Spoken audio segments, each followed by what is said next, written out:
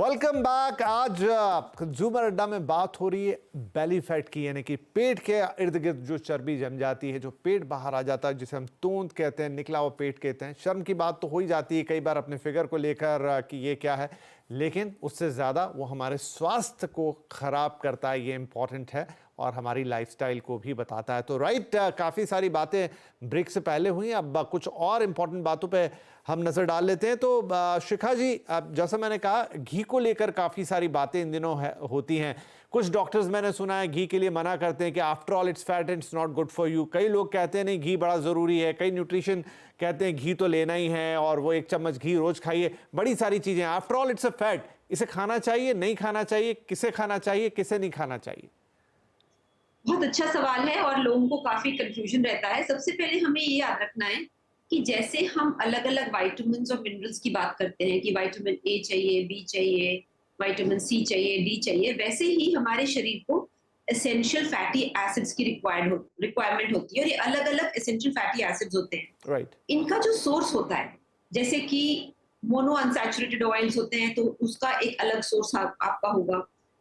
जैसे कि आप बात कर रहे हैं, जैसे ऑलिव ऑयल है या ऑलिव के थ्रू आपको जो ऑयल मिलता है या बीजों में जो आपको ऑयल मिलता है, वो उसके अंदर जो एसेंशियल फैटी एसिड्स हैं वो अलग हैं, वो आपकी बॉडी को जरूरत है। वैसे ही घी में भी जो फैटी एसिड्स हैं वो अलग हैं और आपके शरीर को रिक्वायर्ड है। तो हम कैटेगराइजेशन करते हैं, जैसे अलग अलग वाइटामिन का कैटेगराइजेशन करते हैं, वैसे हम कहते हैं कि आपको mono unsaturated fat, poly unsaturated fat and saturated fat, ये सबकी जरूरत है। अब सवाल ये उठता है कि कितनी क्वांटिटी और क्या रेशियो। तो क्वांटिटी ये देखी गई है कि 1 टीस्पून पर किलो बॉडी, 1 टीस्पून पर पर्सन पर डे, इतना ही जरूरत है। हम्म। यानी हर इंसान को 1 चम्मच, छोटा चम्मच जो ऑयल या घी जो भी आप ले रहे हैं, 1 छोटे चम्मच टोटल क्वांटिटी होनी चाहिए पर पर्सन पर डे। दूसरा जो रिक्वायरमेंट होती है कि आपको वैरायटी लेनी है। अगर कोई कहे कि नहीं मैं तो सिर्फ ऑलिव ऑयल में ही खाना खाऊंगा, उसको भी डेफिशिएंसी होगी। अगर कोई कहे कि मैं तो सिर्फ घी में ही खाना खाऊंगा, तो हम्म। उसको भी डेफिशिएंसी होगी उस एसेंशियल फैटी एसिड की। यानी रूल है ऑयल रोटेशन, यानी इन तीनों के बीच में आपको रोटेट करना चाहिए। नंबर 2, क्वांटिटी पे कंट्रोल करना चाहिए। और नंबर 3, जो भी आप ऑयल ले रहे हैं, या तो कच्ची घानी हो यानी कोल्ड प्रेस्ड हो, जी। या फिर वो नेचुरली प्रोसेस्ड हो या मिनिमली प्रोसेस्ड हो। तो ये 3 रूल्स हैं, ऑयल की रोटेशन हो यानी वैरायटी रहे, ठीक क्वांटिटी है, कंट्रोल हो गॉट और योर पॉइंट। तो जरूरी भी है, लेकिन उन्हें इस रूल के साथ आपको खाना चाहिए। ऐसा नहीं कि आप उन्हें कंप्लीटली छोड़ दें और ऐसा भी नहीं कि आप उनका ओवरडोज लें, और किस तरीके से उन्हें रोटेट करें। डॉक्टर मेहता, मुझे बताइए, जो हम जिस बात को कर रहे थे कि फाइनली मान लीजिए कि एक नॉर्मल लाइफस्टाइल वाला आदमी है, नहीं अब इतनी ना परहेज कर पाता है, ना चीजें कर पाता है, बाहर खाना भी पड़ता है, वो क्या करे, कैसे अपने बेली फैट को रिड्यूस करे?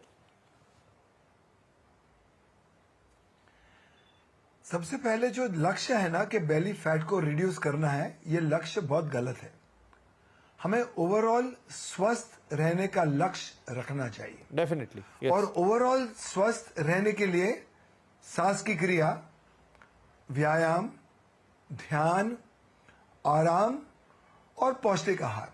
मान लो कि आपको पूरा पौष्टिक आहार नहीं मिल पाता है, तो व्यायाम, प्राणायाम और ध्यान, ये 3 प्रक्रिया से आपका जिस्म, आपकी बायोलॉजी, फिजियोलॉजी नियंत्रण में आती है।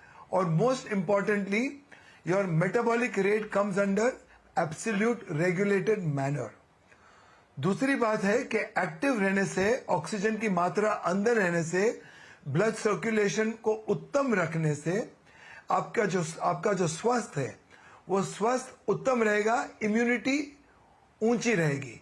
जब बेसिक मेटाबॉलिक रेट और मेटाबॉलिक रेट सर्वोत्तम रहेगा तो ऑटोमेटिक बेली फैट कम हो जाएगा।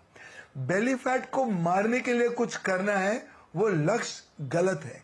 एक 360 डिग्रीज होलिस्टिक हेल्थ अप्रोच, अगर हम नैसर्गिक उपचार करें कि हर चीज को संतुलित रीत से और हर तरह से हम कंप्लीट करें, तो वो लक्ष्य और वो प्रक्रिया बिल्कुल परफेक्ट रहेगी। ठीक है। एट लास्ट, क्विकली, डॉक्टर सरिता, आपके कमेंट। सो बेली फैट एक ऐसी प्रॉब्लम है जो एग्जिस्ट करती है, एंड एज कार्डियोलॉजिस्ट हम इसकी साइड इफेक्ट्स रोज देखते हैं हमारे पेशेंट्स में। Because of central obesity, belly fat ज्यादा होने की वजह से लोगों को हाई ब्लड प्रेशर ज्यादा होती है, डायबिटीज ज्यादा होती है, स्ट्रोक की इंसिडेंस ज्यादा होती है, ब्रेस्ट कैंसर, प्रोस्टेट कैंसर इसकी मात्रा ज्यादा होती है, डिसलिपिडीमिया यानी कि हाई कोलेस्ट्रॉल लेवल ज्यादा होती है। तो ये एक चीज है जिसे हमें एड्रेस करना पड़ता है। इसे एड्रेस करने के दो ही तरीके होते हैं। First, watch what you eat, because आज के फास्ट पेस लाइफ में लोग ध्यान नहीं देते हैं कि क्या खा रहे हैं। So watch what you eat, क्या खा रहे हैं, बैलेंस डाइट लिए, take a good balance diet and avoid high carbs, take complex carbohydrates, avoid simple sugars, avoid too much of fats. And second thing is 30 minutes of exercise रोज हर व्यक्ति को करना चाहिए, क्योंकि ये हमारे रिकमेंडेशन में है, ये हमारे शरीर को स्वस्थ रखेगी। So this is the way to a healthy life. ठीक है, तो ये समझ में आया फैट क्या है, किस तरीके से खराब है, बैलेंस उसका क्या हो सकता है, सात्विक लाइफस्टाइल में उसको आप कैसे मैनेज कर सकते हैं, और अगर मान लीजिए कि शायद आप उतना नहीं कर पा रहे नियम धर्म, तो फिर क्या ज़रूरत पड़े कि आपको सरिता मैम के पास ना जाना पड़े ये लेके कि देखिए अब मुझे ये प्रॉब्लम हो गई है।